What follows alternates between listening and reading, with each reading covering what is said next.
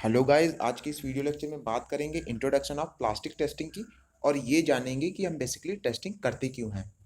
जैसे जैसे साइंस और टेक्नोलॉजी का इम्प्रूवमेंट होना चालू हुआ, वैसे वैसे हमें नए प्रोडक्ट बनाने की आवश्यकता पड़ी। और नए प्रोडक्ट को बनाने के लिए हमें कुछ रिसर्च करना पड़ेगा और प्रोडक्ट डिज़ाइन भी करनी पड़ेगी, जिनके साथ साथ हमें उनके टेस्टिंग की भी ज़रूरत पड़ी। टेस्टिंग बेसिकली क्या होता है? तो टेस्टिंग एक हमें किसी भी प्रोडक्ट के बारे में डिटेल्स एनालिसिस प्रोवाइड करता है और ये बताता है कि वो प्रोडक्ट कहाँ तक चलेगा, कि जो हम प्लास्टिक मटेरियल इस्तेमाल कर रहे हैं वो कितना रिलायबल होगा। Next is the need of plastic testing. इन कुछ सर्टेन रीजंस की वजह से हमें प्लास्टिक टेस्टिंग करने की ज़रूरत पड़ी। यदि हमें ये बताना है कि ये प्रोडक्ट कब तक चलेगा, लाइक उसकी फेल्योर एनालिसिस करनी है, तो हमें प्लास्टिक टेस्टिंग करनी पड़ेगी। सेकेंड, यदि उसकी अगर क्वालिटी कंट्रोल करनी है, मतलब क्वालिटी उसकी बनाए रखनी है, तो भी हमें प्लास्टिक टेस्टिंग करने की ज़रूरत पड़ेगी। एंड नेक्स्ट इज द, यदि हमें मार्केट में बने रहना है तो प्रोडक्ट को इम्प्रूव करना पड़ेगा, जिसके लिए भी हमें टेस्टिंग करने की ज़रूरत होगी। एंड लास्ट इज द, यदि हमें कोई नया मटेरियल डेवलप करना है तो हमें डेटा इकट्ठा करना पड़ेगा, जिसको हम प्लास्टिक टेस्टिंग के माध्यम से ही कर सकते हैं। Next is the test method. ये एक प्रकार का प्रोसीजर है जिसकी सहायता से हम किसी भी प्रोडक्ट या मटेरियल की प्रॉपर्टी को आइडेंटिफाई कर सकते हैं। अब वो प्रॉपर्टी या तो मैकेनिकल हो, केमिकल हो या थर्मल हो। Next is the type of test. तो बेसिकली 4 टाइप के टेस्ट होते हैं। पहला analytical test, second is the material characterization test. अब ये दोनों टेस्ट लगभग सेम ही होते हैं। एनालिटिकल में हम चीज़ों को एनालाइज करके किसी भी प्रोडक्ट की प्रॉपर्टी को आइडेंटिफाई करते हैं। देन इस is the material property test. हम ये बताते हैं कि वो मटेरियल किसके लिए सुटेबल है। And last is the product test.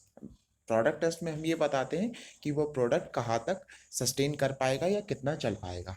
Next is the analytical test की इंपॉर्टेंस क्या है? तो बेसिकली प्रोडक्ट की डिज़ाइनिंग के लिए, क्वालिटी कंट्रोल के लिए, या हमें कोई प्रोसेस का ऑप्टिमाइजेशन करना है, मतलब प्रोसेस का इम्प्रोवाइजेशन करना है, तो इसके लिए हम लोग एनालिटिकल टेस्ट करते हैं। इसके अंतर्गत कुछ बेसिक टेस्ट हैं, जैसे कि water absorption test, moisture analysis, जो ये बताते हैं कोई भी प्लास्टिक मटेरियल में मॉइस्चर कितना है या वो कितना ज़्यादा वाटर एब्जॉर्ब कर सकते हैं। और इसके साथ साथ density and specific gravity test को भी हम परफॉर्म करते हैं।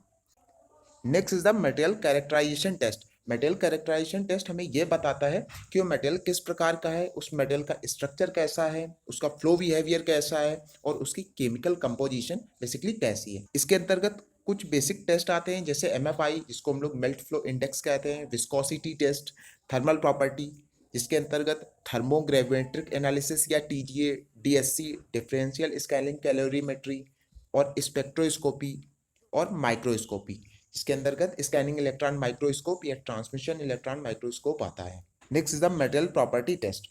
इसको हम बेसिक इस वजह से करते हैं कि हमें मटेरियल का सिलेक्शन करना होता है, कौन से प्रोडक्ट बनाने के लिए हमें कौन सा मटेरियल सुटेबल रहेगा। सेकेंड इज द प्रोडक्ट और मोल्ड की डिज़ाइन करनी होती है, उसी के अकॉर्डिंग जिस मटेरियल की हम प्रोसेसिंग कर रहे हो। एंड इसके अंदर कुछ सर्टेन टर्म आते हैं, जैसे mechanical, thermal, electrical, optical property. Mechanical के अंदर स्टिफनेस, स्ट्रेंथ, क्रीप, फटीग, और थर्मल के अंदर TGA, DSC। And last is the product test. Basically जो प्रोडक्ट की टेस्टिंग करते हैं वो हम ये पता लगाने के लिए करते हैं वो प्रोडक्ट किस हद तक चलेगा या प्रोडक्ट की परफॉर्मेंस कैसी है। Second is the cost versus balancing. मतलब हम जितनी कॉस्ट पेमेंट कर रहे हैं, मान लो हम 10,000 रुपये दे रहे हैं किसी भी मशीन को खरीदने के लिए, तो हमें क्वालिटी भी उसी के हिसाब से मिलनी चाहिए। इसके अंतर्गत कुछ बेसिक टेस्ट आते हैं जिनको हम लोग NDT test, non destructive testing कहते हैं। रेडियोग्राफी है, अल्ट्रासोनिक मेजरमेंट है या लिक्विड पेनिट्रेशन टेक्निक है। ये सभी टेस्ट आगे आने वाले वीडियोज़ में हम एक एक करके देखेंगे।